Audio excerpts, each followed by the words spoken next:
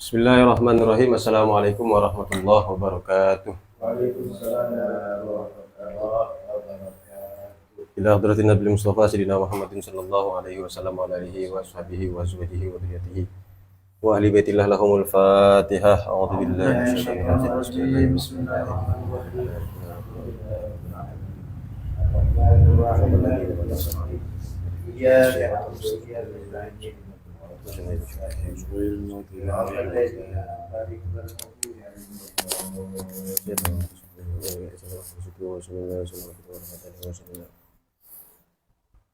Ila hadratin sendiri.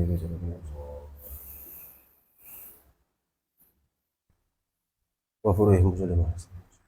Al-Fatihah. A'udzu billahi minasyaitonir rajim. Bismillahirrahmanirrahim. Alhamdulillahi rabbil alamin. Arrahmanirrahim. Maliki yaumiddin. Iyyaka na'budu wa iyyaka nasta'in.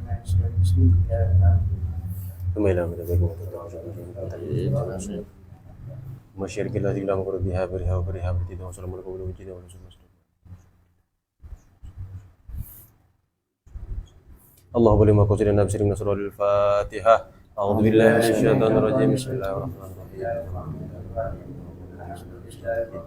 Iyyaka na'budu wa iyyaka nasta'in. Ihdinas siratal mustaqim. Shiratal ladzina an'amta 'alaihim.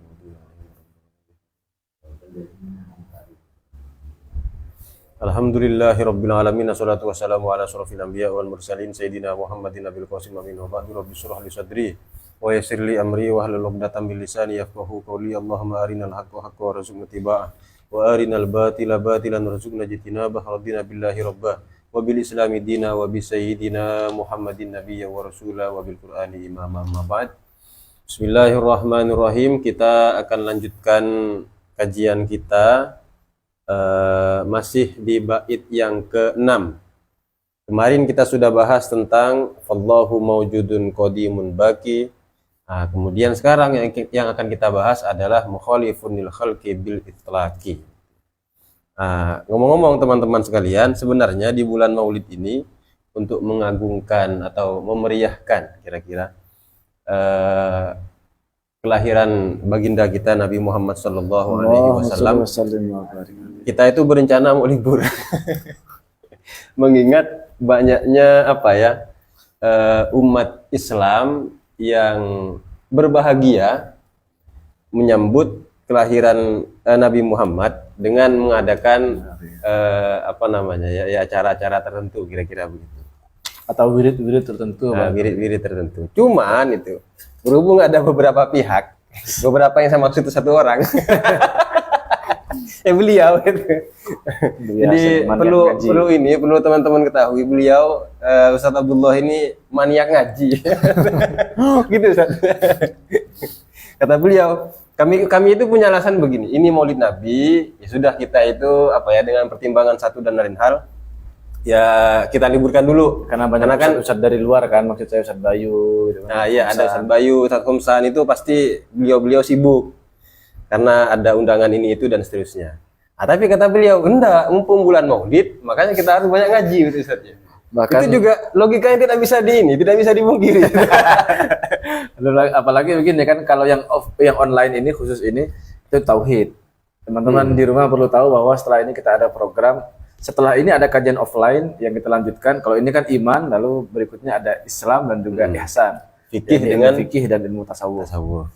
Wah, greget sekali ya. Oke, karena kajian kita banyak, jadi kita jelaskan. Saya mau bilang sesingkat mungkin, takut nanti tidak singkat. Ya sebenarnya pada dasarnya ini belajar bareng gitu ya. Belajar bareng. Cuman yang perlu teman-teman ketahui adalah dalam banyak pertemuan kita itu seringkali menjelaskan atau memberikan satu penjelasan yang agak terperinci. Tujuannya adalah tidak lain dan tidak bukan agar para pengkaji siapapun itu yang sudah mempelajari dasar-dasar akidah tidak merasa bosan. Khawatirnya kan begini, kalau kita nyampaikan hanya pokok-pokok dasar saja dalam akidah, takutnya ada yang punya pemikiran ternyata tauhid segampang itu misalnya. Makanya khawatir ada di antara penonton yang yang sudah mempelajari akidah secara dasar itu bisa barangkali mendapatkan tambahan pengetahuan dari apa yang pernah kita jelaskan. Nah, untuk pertemuan kali ini kita sampaikan sesingkat-singkatnya. Insya Allah. Kalau bisa menguasai diri. Bismillahirrahmanirrahim.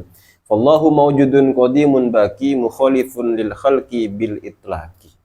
Allah itu mawjud, ada, qadim, tidak bermula, bako, tidak berakhir. Mukhalifun lil khalqi bil itlaqi. Nah, ini kata terakhir yang sangat penting. Allah itu berbeda dengan makhluk bil itlaqi, secara mutlak. Nah, bagaimana penjelasan yang disampaikan oleh Syekh Nawawi bin Umar Al-Bantani? Kata beliau, wal mukhalafatu lil hawadis.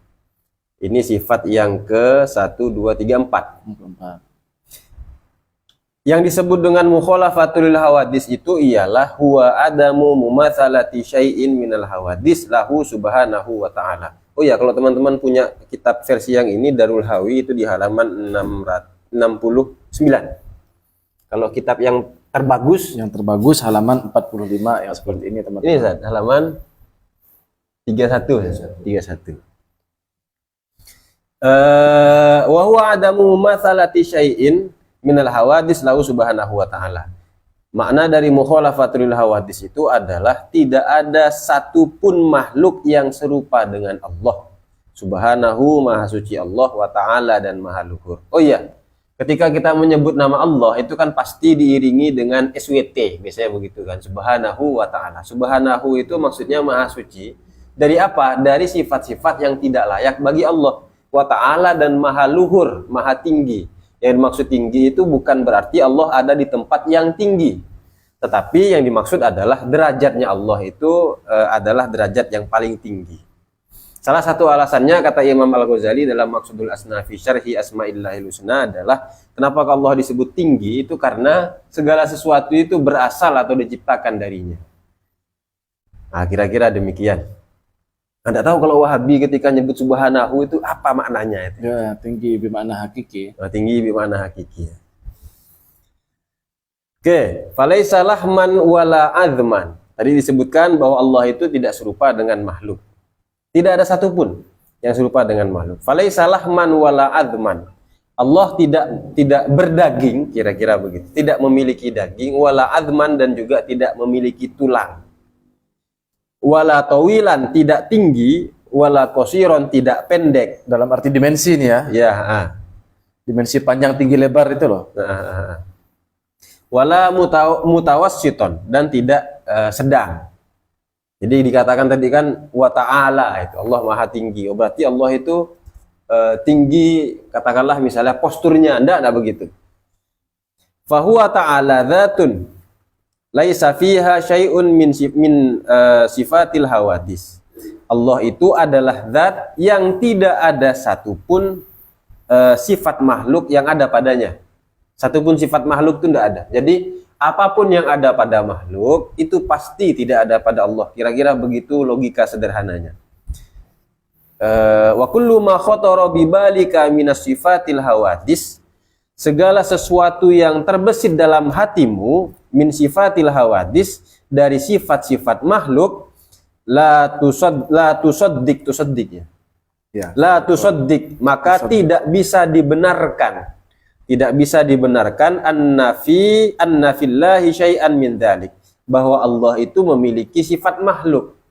Misalnya, makhluk punya satu sifat, apa itu duduk, maka Allah tidak duduk. Makhluk itu punya satu sifat, apa itu berdiri, misalnya berjalan, turun, naik, misalnya begitu, maka Allah itu pasti tidak memiliki itu semua. Walaisa lahu makanun aslan, maka kemudian Allah itu tidak bertempat sama sekali. Tidak bertempat sama sekali. Tidak sebagaimana klaim dari kubu sebelah itu, bahwa Allah itu ada di atas ars. Jadi duduk bertempat di sana. Nah, itu keyakinan yang sangat-sangat keliru. Falaisa dakhilan fid dunya, Allah juga tidak berada di dalam dunia. Wala kharijan anha, dan juga tidak berada di luar dunia. Jadi tidak bisa kita katakan Allah ada di dalam dunia, misalnya alam semesta, katakan begitu. Allah juga tidak berada di luar alam. Jadi kalau ada misalnya ustaz-ustaz Wahabi yang bilang Allah itu ada di mana? Pokok di luar alam semesta ini. Nah, itu pernyataan yang keliru. apalagi mengatakan Allah itu ada di alam semesta. Lalu mereka menuduh Ahlus Sunnah wal Jamaah ini sama halnya dengan mengatakan Tuhan itu tidak ada. Jadi salah satu pernyataan misalnya yang saya pernah tahu itu Ustadz Firanda Adarja itu beliau pernah mengkritik ya Ahlus Sunnah wal Jamaah atau akidah Asy'ariyah ini. Beliau bilang begini, Asy'ariyah ini kan mengatakan Allah itu tidak bertempat, tidak di atas, tidak di bawah, di kanan, di kiri, di depan, di belakang, tidak dimanapun. Ini kan sinonim dengan mengatakan Tuhan itu tidak ada. Katanya begitu ya. Iya. Ya bisa kita tanyakan balik, Afwan Ustadz, antum ada ndak akalnya? Ada. Di mana? Di atas, di bawah, di depan, di belakang, di kanan, di kiri. Tidak juga kan? Berarti kalau tidak bertempat, apakah? Itu tinggal dijawab sendiri. Apakah akalnya tidak ada? Itu kan? Apakah akalnya ada apa enggak? Ya kalau pakai logika yang bersangkutan tadi, maka kesimpulannya akal tidak ada. Ya. Kalau ini kan kesimpulan yang keliru. Bukan berarti sesuatu itu tidak bertempat, lantas kemudian disimpulkan tidak ada sama sekali. Tidak begitu. Ada loh sesuatu yang mana dia itu tidak butuh dengan tempat manapun, tapi dia tetap ada. Nah, itu logikanya agak kacau itu ya. Qala Allah Ta'ala, Allah berfirman, walam yakun lahu kufuwan ahad. Tidak ada yang setara satupun, atau tidak ada yang serupa dengannya satupun. Wa qala ta'ala, Allah juga berfirman, laisa kamitslihi syai'un. Tidak ada satupun yang serupa dengan Allah. Itu dalilnya kira-kira ya. Kalau misalnya ada di antara kita yang punya pemahaman seperti tadi, menyerupakan Allah dengan makhluk, maka ayat tersebut bertentangan dengan maka pemahaman tersebut bertentangan dengan ayat ini. Walam yakun lahu kufuwan ahad, laisa kamitslihi syai'un. Kemudian qauluhu, pernyataan dari musannif Sayyid Ahmad Marzuki, bil itlaq. Tadi kan nadumnya itu mukhalifun lil khalqi bil itlaqi. Jadi maksud dengan bil itlaq secara mutlak itu apa? Ai min ghairi taqyidin bi ba'dil wujuh. Maksudnya adalah tanpa menentukan sisi tertentu. Bimakna annahu ta'ala mukhalifun lil khalqi fi jami'il wujuh. Maknanya adalah bahwa Allah itu berbeda dengan makhluk dalam setiap aspek, dalam setiap sisi. Falaysa subhanahu wa ta'ala mukhalifun lil khalqi fi wajhi. Allah itu tidak bisa dikatakan misalnya berbeda dengan makhluk pada satu sisi, wa mumatsalan fi wajhi akhar. Kemudian sama di sisi yang lain, tidak bisa. Jadi yang disebut mutlak itu adalah betul-betul tidak serupa dengan makhluk. Sama sekali. Sama sekali. Tanazzahallahu an dzalik, maha suci Allah dari hal itu. Oke, terkait dengan pembahasan ini. Sampai di situ teks yang kita baca ya. Iya, teks yang kita baca sampai di situ. Oke. Ada beberapa hal yang ingin saya sampaikan. Alhamdulillah. Ya, alhamdulillah teksnya sudah. Teksnya sudah. Berkenaan dengan pembahasan kita pada malam hari ini, mohon maaf untuk yang tersinggung ya. Di buku saya ada itu jelas tersinggung. Jadi beliau ini sudah menerjemahkan lebih tepatnya ya, menerjemahkan buku, cuman nggak diterbitkan sama penerbitnya. Ya di satu sisi ya enak juga karena uangnya sudah ada gitu. Iya. Tapi di sisi lain karyanya itu tidak muncul jadi kacau juga. Waktu itu mau saya beli lagi sebenarnya. Apa itu pertanda bahwa tidak barokah? Jangan begitu. Tapi mungkin. Nah, namanya mungkin kan? Iya. Kita fair kan? Mungkin saja. Mungkin saja begitu ya. Jangan nangis. Oke, hal pertama yang ingin saya sampaikan, yakni salah satu penjelasan yang disampaikan oleh Syekh Said Fauda dalam kitab Tahdzib Syarah As-Sanusiyah halaman 74. Syarah As-Sanusiyah, ini dia. Kitabnya seperti ini. Di sini saya ngutip penjelasan beliau bahwa ilam anna anwa al-mumatsalati asyaratun, bahwa macam-macam keserupaan itu ada 10 kata beliau. Al-awwal, yang pertama, ayyakuna jirman, yakni keserupaan pada materi. Jadi jangan katakan bahwa Allah itu materi. Berarti kalau mengatakan Allah itu materi sama dengan kita. Kalau seperti itu, kita ini juga terdiri materi. Yang disebut materi itu adalah sesuatu yang meruang, mewaktu dan seterusnya. Kalau itu masih dirasa sulit, yang disebut dengan materi itu adalah segala sesuatu yang memiliki komposisi. Nah, itu Komposisi lagi. ada apa namanya ya, terdiri dari bagian-bagian, itu dia. Itu disebut dengan materi. Buku disebut materi, HP disebut materi, dan seterusnya karena dia terdiri dari bagian-bagian. Termasuk juga, tapi beda istilah sih. Malaikat itu disebut jauhar latif. Atau dalam bahasa ini masyarakat sekitar itu makhluk halus. Kemudian yang kedua, keserupaan yang kedua, atsani ayyakuna ardon yakumu bil jirmi. Bahwa Allah itu yang kedua adalah keserupaan dengan aksiden yang menetap pada materi atau sifat lah begitu. Kalau kita punya sifat tadi misalnya duduk, kemudian berjalan, kemudian punya tubuh misalnya begitu dan seterusnya, maka sifat itu sudah pasti tidak ada pada Allah. Atsalisu yang ketiga, ayyakuna fi jihatin. Tidak berada di arah tertentu, atas, bawah, kanan, kiri, depan, belakang. Nah, yang menarik teman-teman adalah salah satu penjelasan dari Ki Wahab di dalam bukunya, apa buku beliau judulnya itu? Membantah Akidah Wahabi itu. Kerancuan Akidah Wahabi begitu itu. Beliau itu punya argumentasi yang sangat unik. Jadi kata beliau begini kira-kira penjelasannya. Kalau sampai dipahami Allah itu ada di arah tertentu, maka itu tidak hanya mencederai atau menyelisihi ayat-ayat di Quran, tapi juga bertentangan dengan ilmu apa yang tentang geografis. Yang apa? Bumi bulat itu. Bumi bulat. Ya pokok itulah. Pokok tentang ilmu alam lah, kira ilmu pengetahuan alam lah. Ya, kira pengetahuan alam lah gampangnya. Kalau salah dalam menetapkan hal itu. Jadi katakan misalnya Allah ada di atas, kata mereka kan demikian. Maka keyakinan itu tidak hanya menyelisihi Quran hadis, juga menyelisihi ilmu pengetahuan alam. Misalnya, secara saintifik kita sudah membuktikan bahwa bumi itu bulat. Seandainya Allah ada di atas, misalnya bumi bulat begini. Kalau begini ini kan berarti ada makhluk yang hidup di bagian sini. Bagian atas ini ya. Manusia bagian atas sini, ada yang hidup di bagian bawah. Bawah sini. Sini itu kan ya. Nah, kalau dikatakan Allah ada di atas, maka atas bagi manusia yang hidup di situ, itu yang hidup di sini, atas itu berarti arah sana. Terus kalau semisal manusia itu hidup di bawah sini, misalnya di bumi bagian bawah, misalnya bumi bagian sini, maka atas bagi mereka itu adalah sini. Yang hidup di sebelah sini, atas itu sebelah sini. Yang hidup di sebelah sini, atas sebelah sini. Pertanyaannya kemudian, terus atas yang betul-betul atas bagi mereka itu yang mana? Misalnya, semua arah itu berarti bisa dibenarkan. Katakanlah Allah ada di sini, di sini, di sini, di sini. Pertanyaannya, terus yang lebih tepat Allah itu ada di sisi mana? Yang lebih tepat. Masa dikatakan misalnya Allah ada di sini, sini, sini, sini. Allah ada di sini, sekaligus di sini, sekaligus di sini, sekaligus di sini. Itu tidak akan bisa terjadi pada zat yang esa. Kecuali misalnya, mohon maaf, Allah itu bisa kaki bunsin. Apa tuh kaki bunsin? Kaki bunsin itu jurus 1000 bayangan di film Naruto itu. Di film Naruto ya. Itu baru memungkinkan. Tapi karena dalam keyakinan kita Allah itu esa, dia itu tunggal, maka tidak mungkin Allah itu berada di sini, sekaligus di sini, di sini, di sini. Tidak mungkin.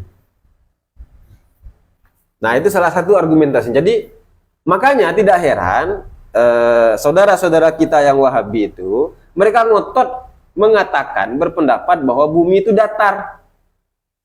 Ya. Salah satu alasannya karena tadi, kalau sampai bulat, bertentangan dengan akidah mereka. Jadi akidah kita, Ahlussunnah wal Jamaah, Al-Asy'ariyah wal Maturidiyah, tidak bertentangan dengan ilmu pengetahuan alam tadi. Nah, sampai di sini kira-kira sudah cukup jelas lah. Kemudian yang keempat,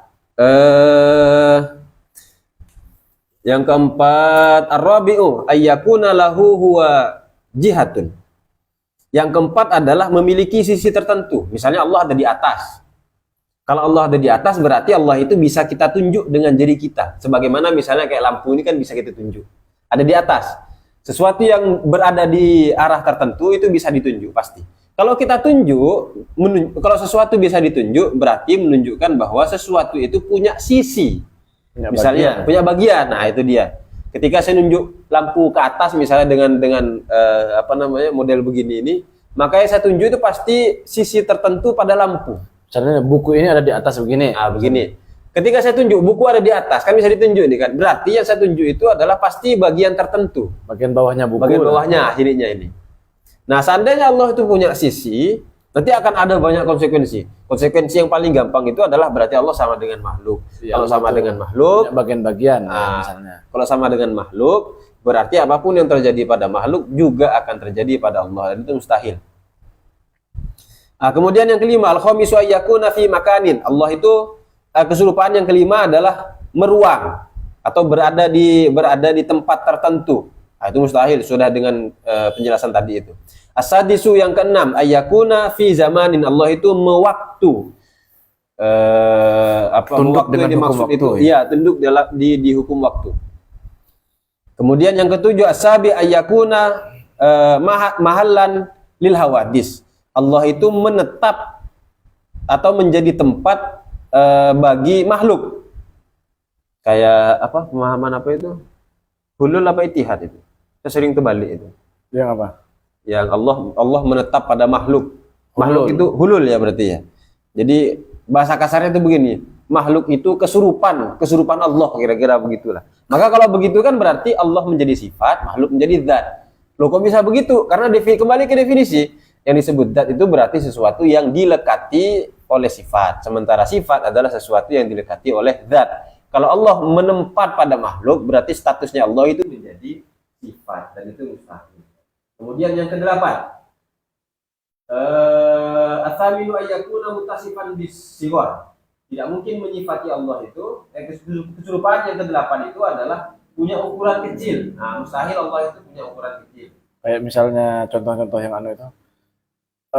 Mungkin enggak Allah itu kalau berkuasa misalnya Allah itu menjadi makhluk yang menjadi sesuatu yang kecil sehingga bisa menunggangi nyamuk. Contohnya kan seperti itu biasanya Wahabi. Ya kalau Tuhan itu berkuasa harusnya bisa. Nah, itu kan salah kaprah, tidak begitu. Itu akibat dari tidak memahami atau mempelajari ta'alluq ya. Ya. Makanya kata saya Said itu, tapi di kitab yang lain dia menjelaskan mempelajari ta'alluq itu juga amat sangat penting. Bahkan wajib. Untuk menghindari kesalahpahaman. Yang ke-9, tasi'u ayyakuna muttasifan bil kibar, tidak bisa disifati besar. Jadi itu keserupaan yang ke-9. Kemudian al-ashiru yang ke-10 ayyakuna muttasifan bil adrat fil af'ali wal ahkam. Tidak keserupaan yang ke-10 adalah disifati dengan adanya tujuan pada setiap perbuatan dan ketetapannya. Allah melakukan sesuatu memiliki tujuan tertentu. Kalau Allah punya tujuan dalam menciptakan sesuatu, maka sama dengan kita. Itu argumentasi paling gampang ya. Ada beberapa argumentasi yang agak teknis, saya jelaskan di sini. Misalnya salah satunya adalah kalau Allah memiliki tujuan, agrat dari setiap perbuatannya, maka itu menunjukkan bahwa Allah itu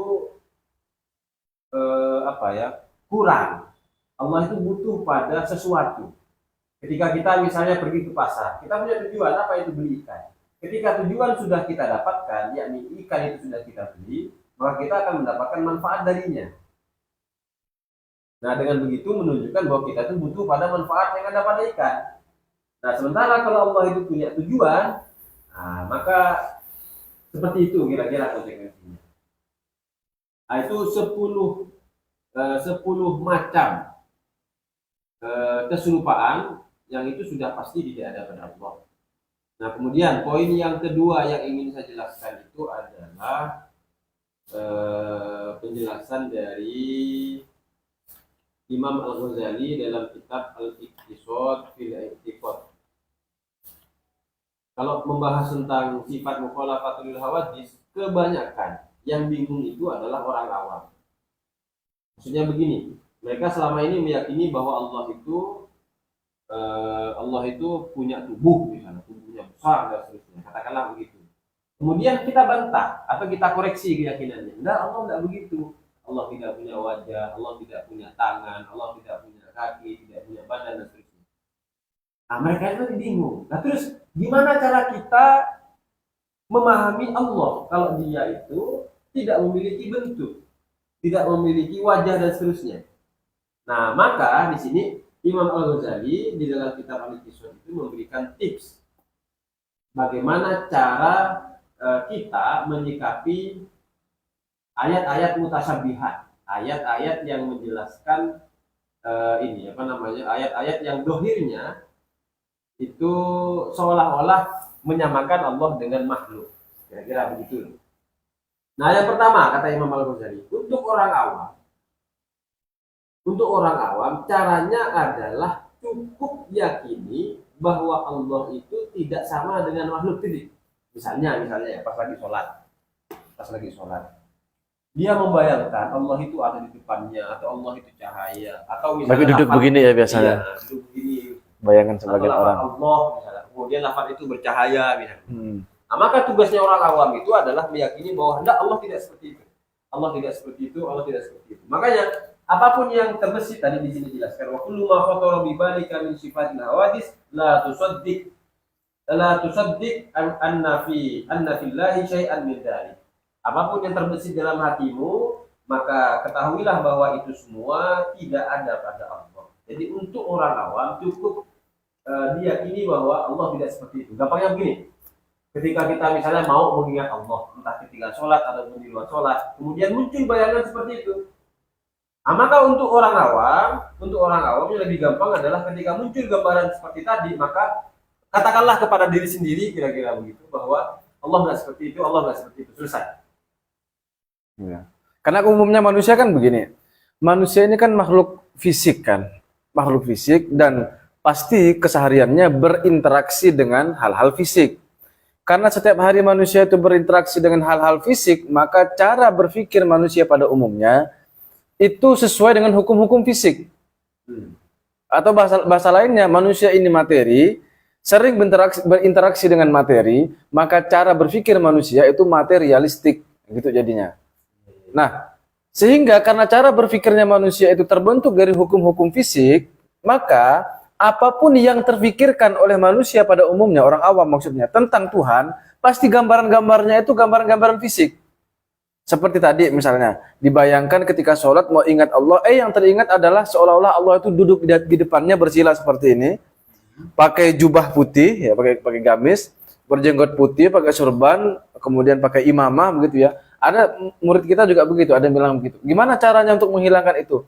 Paham ilmu tauhid, bilang. Pahami dulu. Kalau hanya sekedar hafal, tidak hilang bayangan seperti itu. Waham seperti itu.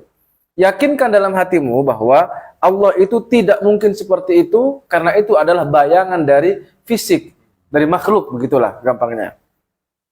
Terus kemudian membayangkan cahaya. Cahaya itu makhluk juga. Membayangkan lafal alif lam lam ha bersinar, itu juga makhluk. Karena manusia memang fitrahnya dia berinteraksi dengan makhluk-makhluk, berinteraksi dengan materi-materi ini, maka cara berpikirnya pun cenderung materialistik, cenderung fisikal. Maka untuk orang awam, bayangan dia tentang Tuhan pasti adalah bayangan-bayangan fisik. Sehingga sejak awal ditegaskan di sini, wa kullu ma khatara bi balika min sifatil hawadis la tusaddiq anna fillah syai'an min dzalik. Jadi apapun yang terpikirkan dari orang-orang awam itu di dalam hatinya bahwa Allah itu punya sifat-sifat makhluk, maka itu tidak bisa dibenarkan karena sesungguhnya anna fillahi dalam diri Allah itu tidak dibenarkan, terdapat sesuatu dari sifat-sifat makhluk tadi itu. Tidak bisa dibenarkan seperti itu. Sangat keliru sekali. Untuk orang awam kira-kira gampangnya begitu. Jadi untuk orang awam kalau disuruh bayangkan seperti apa bayangan Anda tentang Tuhan? Pasti fisik tuh yang dibayangkan tuh. Sifat-sifat fisik tuh pasti. Makanya ketika itu muncul, yakinkanlah di dalam hati bahwa Allah tidak mungkin seperti itu karena ayatnya di Quran dijelaskan atau berbunyi walam yakul lahu kufuwan ahad di surat Al-Ikhlas itu ya. Kemudian di surat Asy-Syura laisa kamitslihi syai'un. Tidak ada sesuatu apapun yang serupa dengan Allah. Oke, Imam Ghazali menjelaskan begini, wa idza sa'alu, jika orang-orang awam bertanya an ma'ani hadhil ayat, tentang makna ayat ini, misalnya ada ayat apa kemudian. Dan itu tentu saja ayat mutasyabihat, misalnya ayat yadullah di fawqa aydihim. Itu maknanya apa sih misalnya? Kata Imam Ghazali, jujuru anha, cegahlah mereka dari hal itu.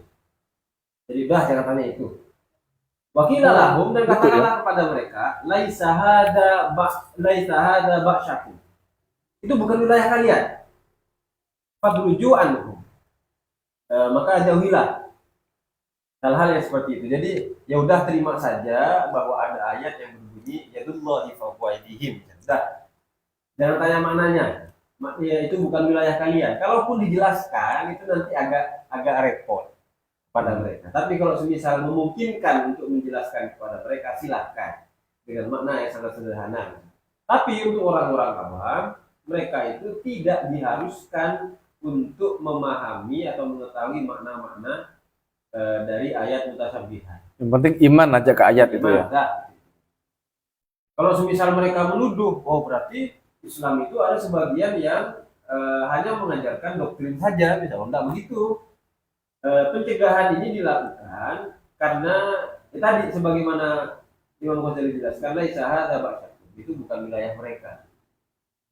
Nah, kira-kira demikian. Kemudian yang kedua, bagi para ulama, kata Imam Al-Ghazali, maka selayaknya sudah sepantasnya mereka itu mengetahui dan memahami ayat-ayat mutasyabihat. Apa sih makna yadullah misalnya? Tetapi yang perlu dicatat, kata beliau di sini adalah bahwa inna dzalika fardhu ainin, tapi memahami ayat-ayat mutasyabihat itu tidak fardhu ain, bukan fardhu ain. Gimana kalimatnya? Inna dzalika fardhu ainin, itu bukan fardhu ain. Bukan sesuatu yang ditaklif. Islam yurid bihi taklifun, itu bukan sesuatu yang ditaklif. Bal taklif, tetapi yang ditaklif itu adalah at-tanzihu an kulli ma yusbihuhu bi ghairihi. Oh, itu harusnya dibaca dari walastu akul. Ya. Nah, sudah sepantasnya para ulama itu mengetahui makna-maknanya, meskipun itu tidak berstatus atau hukumnya itu bukan fardhu ain. Nah, yang fardhu ain itu apa? Yang ditaklif itu apa? Yakni mensucikan Allah dari segala sesuatu yang dapat menyerupakannya dengan makhluk. Maka tadi saya katakan di awal, tuh orang-orang awam yang terpenting adalah mensucikan Allah. Allah tidak begini, Allah tidak begitu. Karena itu ditaklif. Itu yang penting lah kira-kira. Nah, itu tips dari Imam Ghazali. Tinggal kita nanti memposisikan diri saja. Kita ini orang awam atau ulama. Kalau ulama jauh lah ya. Kalau ulama jauh lah itu. Karena kita orang awam misalnya, sudah yang wajib bagi kita itu adalah mensucikan Allah. Allah tidak begini, Allah tidak begitu dan seterusnya. Nah, tetapi kalau dalam kondisi yang mendesak, ada orang misalnya memaksa, terus gimana maknanya itu? Jangan-jangan kamu nggak tahu, jangan-jangan Islam begini, Islam begitu misalnya. Sampaikanlah penjelasan berdasarkan apa yang pernah disampaikan oleh para ulama. Misalnya kata ulama ini, misalnya maknanya adalah buka tafsir misalnya. Jangan kemudian berpendapat ini menurut saya ayatnya. Iya, karena begitu orang dulu kacau juga ya. Beberapa kali kita ketemu dengan orang itu. Ya. Kan Allah Ta'ala berfirman. Padahal dia tuh hafal gitu aja. Lalu kemudian diterjemahkan. Lalu ini kan maksudnya langsung ditafsir sendiri. Waduh, bahaya. Gimana mau ditegur orang tua gitu. Jadi yang jelas itu ya, jelas kalau ada ayat mutasyabihat, ayat yang seolah-olah makna dohirnya itu lafaz dohirnya itu menyerupakan Allah. Kok kayaknya Allah sama dengan makhluk misalnya begitu. Nah, maka yang diwajibkan kepada kita itu adalah satu, menerima ayatnya bahwa Allah berfirman demikian. Kemudian yang kedua, serahkan makna sepenuhnya kepada Allah. Itu nanti disebut tafwid. Saya terima bahwa di Quran ada ayat yang berbunyi seperti ini. Jangan ditolak kafir itu nanti. Misalnya berarti kan menolak Quran. Berarti menolak Quran. Betul. Kalau menolak Quran berarti menolak Nabi, karena Nabi yang menyampaikan. Menolak Nabi berarti menolak Allah. Berarti Nabi pernah berbohong atau Nabi pernah salah misalnya. Dan seterusnya. Nah, konsekuensinya demikian. Maka terima ayatnya bahwa di Quran ada ayat yang berbunyi seperti itu. Terus maknanya gimana? Wallahu a'lam bishawab. Begitu ya. Itu namanya tafwid. Sementara kalau memberikan makna tertentu dengan metode-metode tertentu terhadap ayat di Quran misalnya, itu namanya disebut takwil. Oh, yadun itu maknanya misalnya kuasa, misalnya. Tawa dimaknai kuasa misalnya. Nah, itu disebut takwil. Memberikan makna yang memungkinkan. Yang memungkinkan, yang layak bagi Allah. Nah, kira-kira begitu. Yang ada korinah, apa korinah itu ya? Ya relasi ya. Masa relasi dalam hal ini? Ya anggaplah relasi dulu. Anggaplah Kecocokan lah kecocokan ya, yang cocok bagi Allah. yang pantas. Nah, terakhir. Dulu nanti barangkali ada tambahan. Imam As-Sanusi memberikan peringatan bagi siapapun yang menempuh jalur takwil, memberikan makna terhadap ayat-ayat mutasyabihat. Kata Imam As-Sanusi, siapapun yang memberikan takwil, maka ketahuilah bahwa takwil tersebut jangan kemudian dipastikan benar. Ya. Takwilnya itu pasti begini, tidak seperti itu. Maka itu penyikapan saja. Ya. Kalau memberikan takwil makna terhadap ayat-ayat mutasyabihat, maka katakan maknanya itu seperti ini, boleh jadi benar, boleh jadi tidak. Yang jelas makna ini. Kalau gitu masih ambigu. Makna yang paling memungkinkan adalah begini. Iya. Gitu. Makna pemaknaan misalnya kata yadullah tadi, maknanya adalah kuasa. Ini boleh jadi benar, boleh jadi tidak, tapi inilah makna yang lebih layak. Nah, kira-kira demikian. Soalnya pernah ada yang bertanya juga murid itu ke saya. Lalu kayak karena anaknya agak cengengesan gitu ya. Jadi saya bilang, untuk kamu imani aja ayatnya. Sudah, paham? Diam dia. Paham Pak, cuman gimana ya? Tidak puas kan? Sebenarnya kamu cukup iman saja itu sudah selesai. Itu namanya metode tafwid. Tafwid itu aslam, lebih selamat. Boleh mentakwil, tapi harus dipahami. Takwil ini dia a'lam. Dengan mentakwil kita lebih tahu lagi maknanya seperti apa. Cuman jangan memastikan bahwa pasti begini maksud yadullah ini. Jangan begitu. Cuman kita tinggal bilang saja yang paling memungkinkan atau kira-kira makna yang mendekati kira-kira ini gitu ya.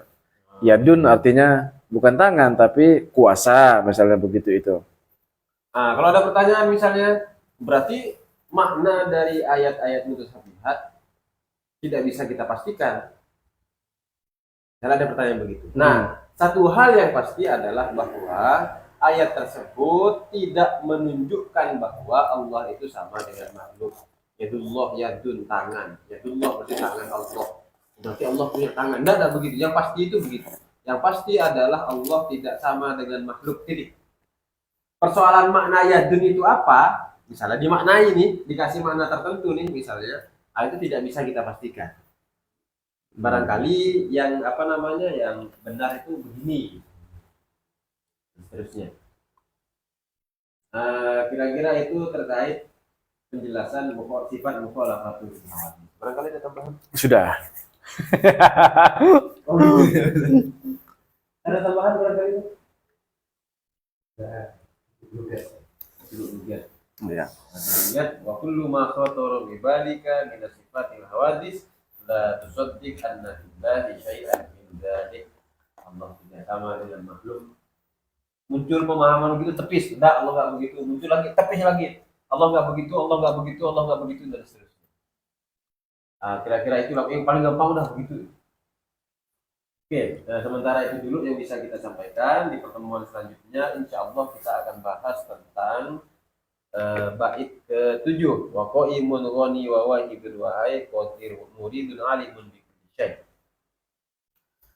Kurang lebihnya mohon maaf. Allah yuwaffiquna ila sabilil anbiya wal mursalin wa ila khairin Assalamualaikum warahmatullahi wabarakatuh. Waalaikumsalam warahmatullahi wabarakatuh.